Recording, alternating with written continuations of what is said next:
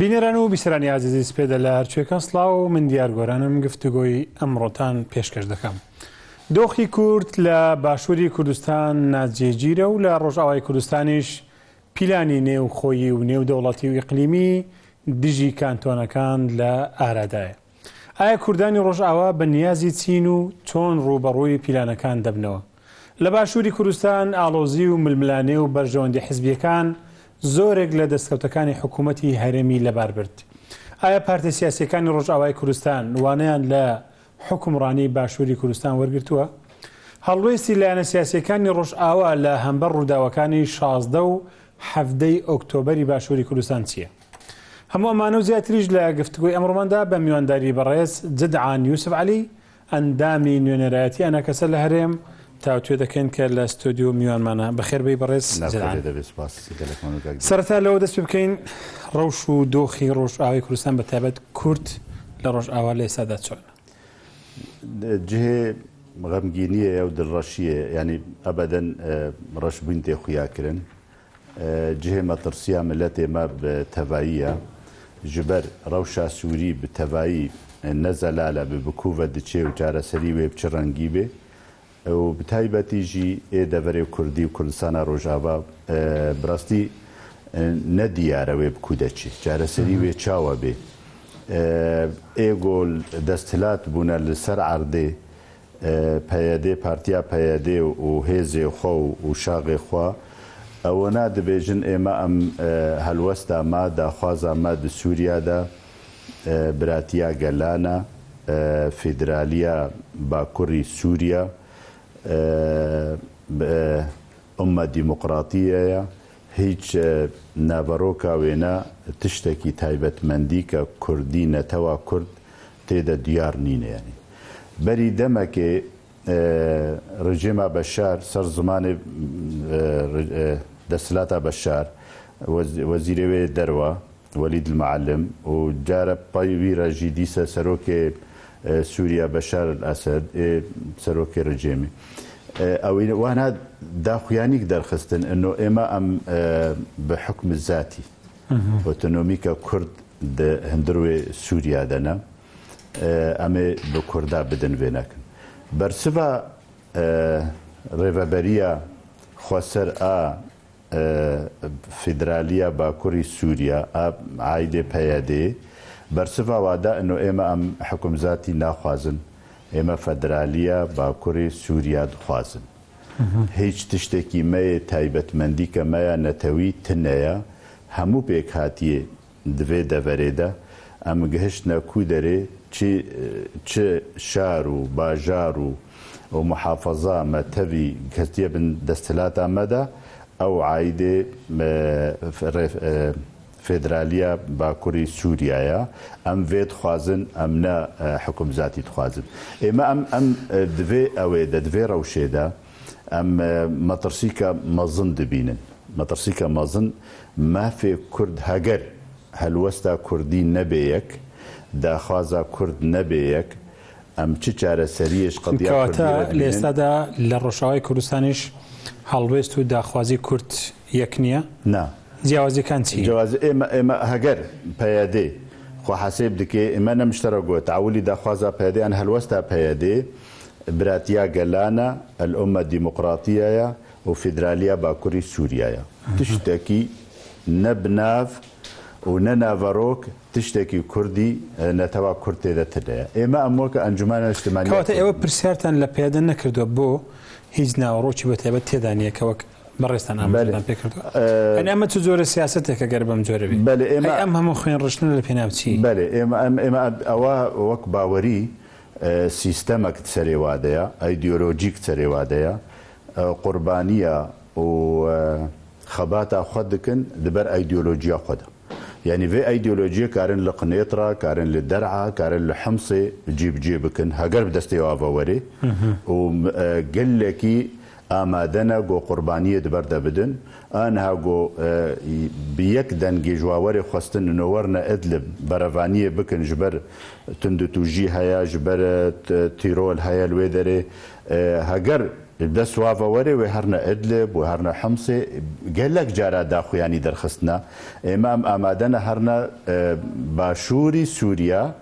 هەردێ باشووری سووریاژی لێ دەژی بەرەڤانیە بکەن دەبەر ئەیدۆلۆجیا خۆ و باوەریە خۆدا ئەوە تشتێکی مەبەرێ هەفرە گفتوگۆ کریە ئەم بێژن ڕێکەفتن کەڤن بوونە هەولێرە یەکە هەولێرە دووە دهۆکە و ملحەقاتێوانە وەختێ ئەم مەتیفاق دەکرد طبعاً ئەوە بنپێکردن ji ber گوتبوونە دەسەلات ji ber بوونە خودی پەرا بوونە خودی سینۆر بوونە خودی لەشکریان نەچار bi zorê مەتکنە حەبسادا باراگێ مەدەگرن vەق ئیشا دکن بەبدو وەک ڕێڤەبەریکە دەسەلاتەکە نەچار bi zor bi حکمێ تڤنگێ بوونە دەسەلاتت دەڤەرێ کوردیدا کوردستانە ڕۆژاوا هەمە کە تێبن دەستێ وادا ئێمە ئەم مەترسیان مەزن چییە برا دەسەلات بن هەگەر داخوازاوا کوردی بێ پرۆژاوا تشتێک کورد و داخوازا ملەتێک کورد تێدا هەبێ برا دەسەلات ئاپەیە دەبێت زۆر باشە بەڵام هیچ کێشە جەمەنینە بەڕێزان زۆر جار پێدا بەتایبەت بەرپرسانی پێدا ئەمەژیان بەوە کردووە کە ئەمانە پڕ و پاگەندە و دەنگوی ئەنە کەسن کە لە بەرامبەر ئەواندا بڵاو دەکرێت بۆ نمونە ئێوە زۆر جار باستانەوە کردووە کە پێدە زیاتر سیاسەتی ڕژێمی بەشار ئەسەد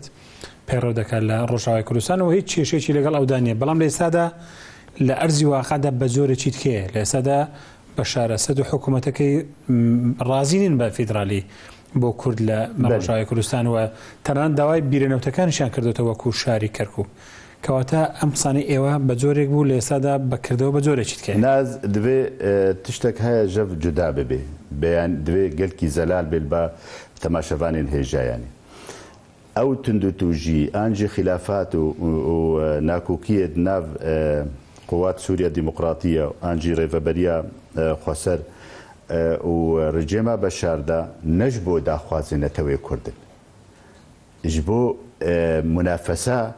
سەیطەرەیە لەسەر عەردێ دەستهلاتە ئەو خۆ دبینێ دەستهلات جیێگۆ گەهشتیەدا جیێگۆ قوربانیت بەردەدانە دەبێژێ ئەڤا دەستهلاتە منە نابێ ڕژێما بەشار وەرێ تێدا دەستهلات بێ بەس وەک نمونە من بج کۆمەک قوربانیدان شەهیددان کەچ و کوڕێ کورد دبەردەهات نەدان لێ پاش ڕزگارکردن داعش یەکسەر تەسلیمی ڕژێما بەشارکردن و هاتن ئانها وات دهنی تەسریحە داوی داخویانیا داوی سەر زمانی ڕووسا دەردکەوێ و سەر زمانی بەشار ئەسەد دەردکەوێ ئەمێ دێرا زۆرێ نەدەڤەرەکە کوردیە نەعایدێ کوردستانە سووریایە دەڤەرەکە عەرەبە بەس لە گۆر بەرجەوەندیە خۆی ئەیدیۆلۆجی لە گۆر پەیمانێت ناوە و ئەمریکانادا چوونە دێرا زۆرێ ڕزگار دەکەن ji داعش جێشێ سوپای بەشار ئەسەد لویالی ئاڤەیە ڕۆئاڤای ئاوا فوراتە و قەسەدێ لە ڕۆهلاتی ئاوا فوراتن یاری و هەنێک دەڤەرە هەگەر جهێ بەش بێ و جهێ نەفتێ بێ مثلا بیرک نفته کتیه جیک نفته کتیه دست قوات او هیزه قصد دین رژیم بشار دبیجی از به هیچ شیوی قبول ناکم گو شریکک بمره هبه دستهلات بیل سر سوریه قبول ناکه اگر دست باوری اگر چاره سریا سوری لگور اتفاقا انجی بریارا روسا و امریکانا و دولت انزلهیز هەگەر بریاستاندن ئەنو ئەڤ ڕێجێمە مەرکەزی وێ بمێنێت وەکە سیستەماکە بن ئان تعدیلن بکەونە تێدا وێ بەشار ئەسەد ئانژی شام قبول نەکێ هەنێک شریکێ وێ نەهەبن کەنگی کارێ قبول بکێ ئەم کەنگی کارن خۆ بپارێزن هەگەر ئەم بێژن بەهاورە اتفاق بکەن دەڤەرێ کوردی کوردستانە سووریا ڕۆژئاوای کوردستان ئەم مەجبورن بەڕەڤانیەت بەردە بکەن و ئیقیما مەنای کەس نێزیک ببێ و تعدیلمە بکێ دەبێ ئەمە اتفاقا بکەن وەک نەتەوە کورد مافێ مە چنە هەندر وێ سووریادا هەگەر سەر وێ پرۆژێ طرح بوون سەر مێزێ و اتفاق لەسەر بوون ناکوکیل سەر چێ بوون هەنگی گەرەکە کوردیەک بن سەر هەبدو ئەمما پەیادێ هێزێن کورد و خۆرد کێنجێ کورد ببنە دێرا زۆرێ سبە ببنە ئەدلب و سبە ببنە حەمسێ ببنە دەرعای و لێ دێ قوربانیە بدن و وەرن بێژن وەڵا دوێ هون پشتا مە بگرن و دوێ مە ئەمدبەر کوردات دەکەن ئیشی کوردات وردەتن هەیە باس ئێمە ئەگەر باس لە گوزەرانی خەڵک بکەین لە هەرسێ کانتۆنەکەی ڕۆژاوای کوردستان بەڕاشکایی پێم بڵێ لە ئێستادا پێدا وەکو حکوومەت وەکو دەسەڵات لە شەڕدایە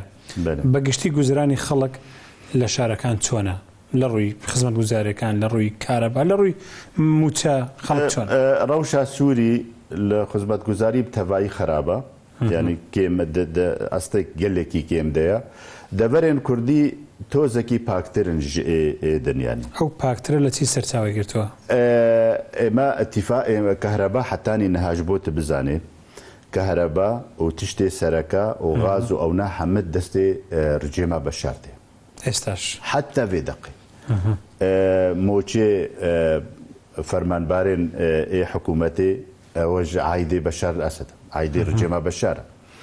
اي هنا كاتب موچي كانتونا كانش فرمانباري كان اي فرماندا اي موظفي حكومتي دوائري حكومي اي هنا رجيمه بشار هو موظفي عادينا حتى نيفي دقي معاش اخوا ج حكومتي وردقر حكومتها بشار الاسد هنا كارمند هنا كارمند هنا اي ببياديرا ايش دكن مثلا بلديات شيكرنا لكيلك بلديات اي فرمي اي حكومي موچات ديوانا بس ايغو باچا دستينه جملتي دفري كردي بياديه باجاج تجارة دستيني باجاج فرماندار دستيني باجاج كارمندا دستيني كاسبا دستيني كاتب بيدا بو ام هنگاوي گرتو تبر كباز لخلق وردگري هيز بيري نوتي لدزدانيا كنود بفروشي بيري نفط دست دهنا ونفطي دفروشي وسينور دستي ويدهنا باچه سينوري چونو هاتنا سينورا دستيني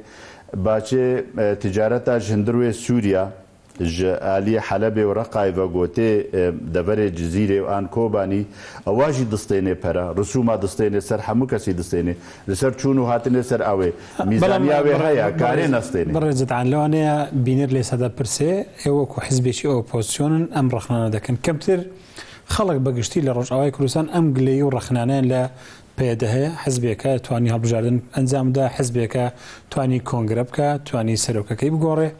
خلق بلي ايوه معارزن وبردوام رخنا لا بياده دقرن بو خلق كمتر خوبشاندانك بو خزمة وزاري كان ياخذ بو نبوني كهرباء ياخذ بو تشاريهن كبرستان اماجا بيدك اما ادبيجم تشتي كيم د سوريا حميده كيما مثلا اللي قامشلو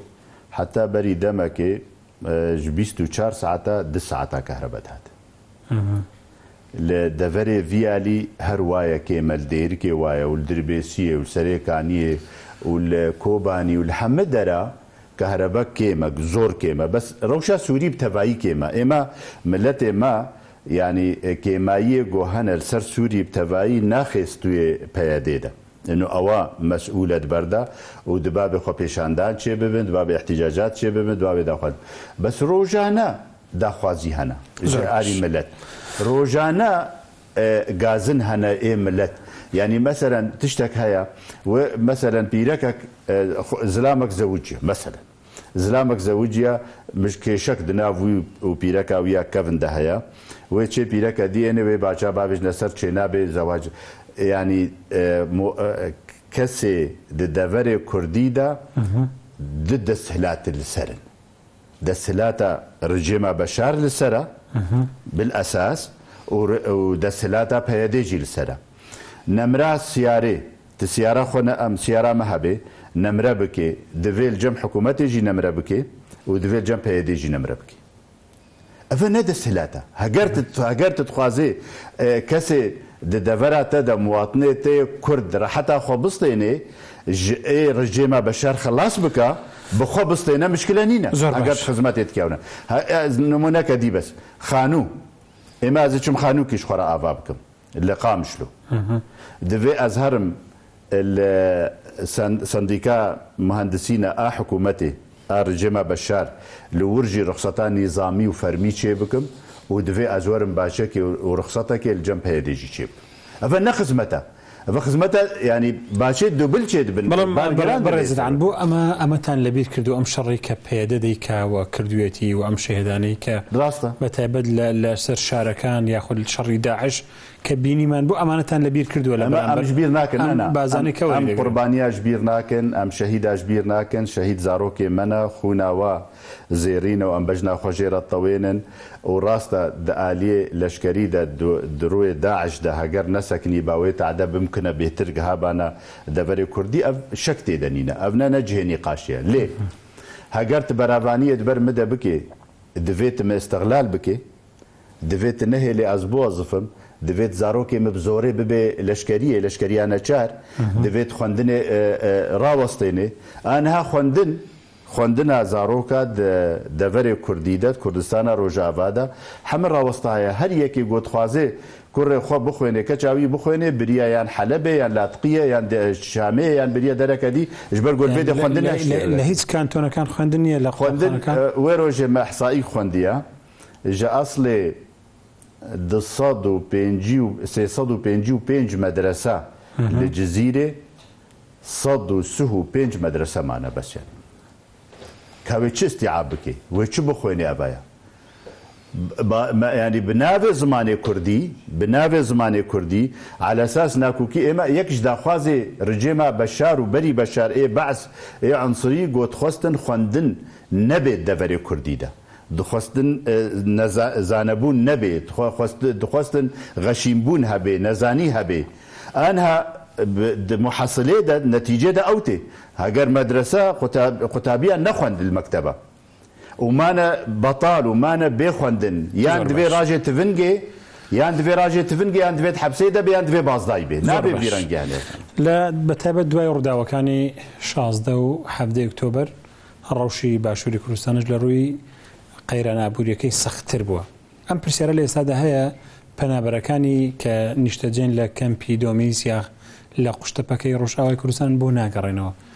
ئەگەر گوزەرانی ئەوێ باشترە خەڵک بۆ ناگەڕێتەوە ڕۆژئاوای کوردستان تەمام شخۆ پرسیاری ئەڤە هەگەر باشتر بانە لێ دەرێ هەگەر مەترسی نەبانە هەگەر سەر زارۆکێ خوا خوێندن مەئەمن بانە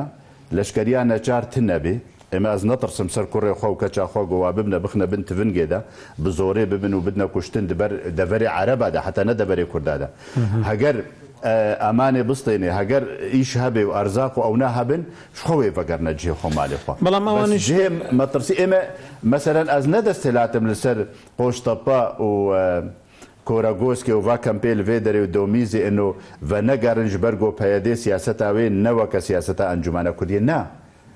هەگەر ڕەحەتیا خۆ دیتبانە بخۆش دەفگوندێ خوێنەت قەراولە بەڵام بەڕێزدان شتێکی ترێ حەز دەکەم لای بەڕێستان بەتایبەت بۆی مەڕۆمتەوە باز لەو دەکرێت کە ئەوانەی ناگەڕێنەوە زیاتر هەمویان تەنزیمی یاخود پارتی یاخود ئەنەکەسن بەتایبەت ئەم نمونە باز دەکەن لە ئێستادا پارتی دموکراتی کوردستان هێزی ڕۆژ کە پێکاتۆ 5,000 کەسن بەتایبەت لە ئەنەکەسەی ئەوانەش هەمووی خانەوادەیان هەیە و کەسوکاریانەیە سوودمەندن لەو موچەی یاخود لەو بودجەی باشووری کوردستان و ئەوانە ناگەڕێنەوە ڕۆژئاوای کوردستان ئەمەیان ڕاستە یان لەشکەر ڤەناگەرن لێ کە لەشکرێک دروست کراوە کە کەسێک خاوەن موچەیە خێزانەکەش و منداڵەکەشی ناگەڕێتەوە لێرە موچەیەکی دەستکەوتەوە ناگەڕێتەوە ڕۆژئاوای کوردستان بەێ هەگەر کاری ئەمەنە دیتنجی مەنەتەنێ بەس خواردنە ژیان نەتەنێ بەس خواردنە ژیان دەبێ بە هەورە ژیانە خۆ دەرباسکن هەگەر کورد نکار بێ هەرێ دێ و باوێ خۆ ببینێ و دێ و باو زەحمەتی ببینێ حتا گوەرێ بێ دەرێ ئانها نەخۆشێک بێ ئان زەواجێک بێ ئەن سەردانێک بێ دێ و باو وەرن لەوێ دەرێ کوڕێ خوا کەچاخوا خوشکێ خۆ ببینن بە هەزار واستی و زەحمەتی و یاوێل حتا گۆپەیەدێت دەستورێ دنێدا گاربن دەرباس بێ دەوێ تەقاریرێ نەخۆشیە چێکێ راپۆرێ نەخۆشیە چێکێ دەوێ هەزار حجەتی ببینێ و هەزار واستی ببینێ یان دکارێ وەرێ یان نکارێ وەرێ هەگەر هەفتوو هاتنە بڕین خۆش بەرڤەیەکی عولێ وێ گەنج تەنێ لێ دەرێ ئیش دکردن خەلکێ خۆ خۆدیتکردن پەرەژ وارە دشیاندن بەس چوون و هاتل زەحمەت بوو نەماکاری بوون هەفتوو ببینن مەجبور بوون عایلێ خۆدانینە هەفتووش بۆ سەر هەف بنیان نەگەشتمە وەڵامی ئەم پرسیارەی هێزی ڕۆژی ڕۆژئاوای کوردستان ژمارەیان 5,000 کەسە و هەمویان موچەخۆرن لە هەرێمی کوردستان بەێ موچەخۆر بەێ لێستادا ئەوانە چ سوودێکیان لێ دەبێنرێت لە باشووری کوردستان کە کوردانی ڕۆژئاوای کوردستانن کە هێزێکی 5,000 کەسی بێ ئەڤ لێ دەرێ ئەرکی وایە ئەوەلەن عایدێ حالێ حازر حتا بێدەقێ عایدێ وەزارەتی پێشمەرگانە لە هەرێمە کوردستانی موچێ خۆش وەردەگرن وەزارەتی پێشمەرگە وەکە پێشمەرگەی دنی ئەنزانم بێکێمە ئان بلندە بەس ینی دەستی وەردەگرن ینی لێ نەمعناوێنە ئێمە دهێ جارە مەداوە لە پەیەدێ کریە زێدەی جارەکێ ئەنۆبەرە ئەڤ هێزژی دەرباسی کوردستانە ڕۆژئاوا ببێ ئارکێ خۆ ببینێ بەرەڤانیە دبەر دەڤەرێ کوردی دەبکێ مل بمل لە جەم یەپەکێ و یەپەژەیانی و بەرە ئیداراوا یەک بێ ژۆرە عملیاتە یەک بێ نەد بریار بێ نەد جێش بێ ناودوودا مەسەن حجەت ئەوانە ئەنۆ د جێش نابن د سوپا نابن د هێز نابن لەشکەری ئەژی دبێژم دهێزێ لەشکەری لە دەڤەرەکێ سەر ساحەکی عەردەکێ نابێ بەس هەگەر ژۆرە وایە عملیاتە یەک بێ هەگەر ئەوامرێ وا و بریارێ واناش فەرماندەی واناش بریارێکێش جاکی بێ تکێشە نامێنێ دوێ حالەتی زۆر باشە بینە سەر هەڵوێستەکانی تورکیا لە ئێستادا ئۆپراسیۆنی جیاجیا دەکات لە بەتایبەت ڕۆژاوای کوردستان مەبەستی تورکیا چییە کە ئەوەی لە ئێستادا لە ڕۆژاوای کوردستان دەبێنرێت تورکیا دژی ملەتێ کورد و قەدیا کوردیە بێ شەک و بێج ئەوەنە ئێستا وا دەڵێن یاخود لە پێشووتریشدا ئەوەتان دەنا ئێمە ئەم تم و تم دەبێژن بەس ژمە نایخواستن وەلو دژمنە قەدیا کوردیە دەوڵەتە تورکیا ژمە نایخواستن گۆ دژمن بێ سینۆرەکی دوور و درێژ زێدەی 900 کیلۆمتری ناومە وادە هەیە هەگەر ئەم دۆست بن باشترە هەگەر نە دژمن بن باشترە ژبەر ئەم دژمناتیە ترکادا ئەم باچێ ددن و خسارێ ددن حەلەقات زەعیف divê muadelêda Kurdin netirkin. Tirk di helfin NATO de ne supayekî gewre û bihêz heye em weka Kurd nikarin bi rûberî Tirka jî bikevin rûberî Daeş jî bikevin rûberî supayê Beşar jî bikevin ewa jî bikevin heger em karibin bi siyasetê teamilê bikin ne dijminatî bê baştir e ji me re lê ti cara me hêvî nedanîne ser Tirka gowerê dewletekê ji me re damezrênê an hêzê Kurdî an mafê Kurd kerem kir mafê heger mafê Kurd dabane wê Tirkiya bidê Kurda nevê hemêl hêviya wa bane li Sûriya an jî başûrê Kurdistanê heger زۆر باش لەسەر دا حکوومەتی ناوەندی حکوومەتی عراق داوای سنووری پیشخابور دەکات چ گرنگێکی هەیە کە ئەگەر حکوومەتی عراق دەست بەسەر ئەم سنوورەدا بگرێت ئەو داخواز گۆمانە مدە گۆرتێک گەشتنامە داخوازە ترکیە داخوازە سینۆرە پیشخابور ینی معبەرێ پیشخابور و معبەرێ براهیم خەلیل ئەوە داخوازەکە ترکیە دخوازێ کووردا کوردستانە باشوور دۆرپێچ بکێ ji alîkîva واریدات و دەهاتوێ ئێگۆژڤ دەرگەهاتێن ji بۆ ژواوەرێ birîn yek bes a sereka di gomana me de parçeyê Kurdistana Başûr û Kurdistana Rojava ji hev bibirê hêzek li wir hebe ne Kurd bê çi Ereb bê çi Tirk bê çavdêriyê bikin an jî hêz bin got nehêlin têkiliyî û hêviyê Kurd û amancê daxwazê Kurd ê netewî navwana de enu em yek netewin em yek dewletin em yek sînor û yanî heta xewna de jî vê xewnê jî bibirin ev tiştekî ya dî jî heye hêzê Emerîkan yanî çek û sîlah û tiştê got didina peyedê li wê derê ê qesed ji bo berevaniya dan jî Daeş bikin divire derbas dibin pêşxabûra derbas dibin divê mentiqê re dixwaze wêna bibire ew nabike دوای ڕووداوەکەی بەتایبەت هەفتەی ئۆکتۆبەری ڕۆژاوای باشووری کوردستان شنگال چۆل کرا و ڕادستی حەجی شعبی کرا ئەوەی مەبەستمە پرسیارکەم بۆ لە ئێستادا هێزەکانی یەپەگە و پەکەکە کێشیان لەگەڵ حەجی شعبی نییە لە شنگال ئێمە گۆمانان بدەم پەکەکێ قیادا پەکەکێ بگەلێکی تەفاهم دناووا و حەشد شعبی و عەبادی و بەغدای دەهەنە دڕیا ئەیرانێرە منسق العام ئیدارە دکێ تشتا نظامە ئەیرانێ ئەو ڕژێمە ئەیرانەیە ئەو ئیدارە دکێ ئەو وا بهەڤەگرێ ددێ ئەم حتانی نەها مەسەرەن ئەف قەستەنگایی هاتنە پێشیا باشووری کوردستان و تندوتوژی عجیب چێبوون و ئێری سەر کەرکووکێ چێبوو سەر هەمە دەرا چێبوو دەڤەرێن مادە 140 و هێنجی چاوێوالەیە گۆ بگنە حەتانی هەولێرێ مە هیچ پەیامێک مە هیچ داخویانی هیچ تشتێکیش بکەکێ نەدیت هەمە بەرەڤانیە ئانژی دعم و مسانەدە حتى لەو بدەف بێ ji pêşmergara û ji herêma Kurdistanê re jê nebihîstiye û nedîtiye ême ev ne tiştekî bêne tiştekî xerab jê tê ne baş e hêzeka Kurd xwe dibêjî em hêzeka Kurdin birayê wayê Kurd li ber çavê wa li kêleka wan tedelê tê بێدەنگن و ڕاوەستایی زۆر سپاس بۆ بەڕێز جەدانی یوسفعالی ئەندامی نوێنەراتیانەکە سەلارێم کە لە ستودیۆی میوانم بووی زۆر سپاس دەکەم بە هیوای ئەوەین کە ڕۆژاوای کوردستانیش بە دەردی باشووری کوردستان نەچێت هێویا ماوە سپاس بەوەش کە تا ئێستا بینیر و بیسەرمان بوون سپاس باوکارم لە ستودیۆ کۆنتڕۆل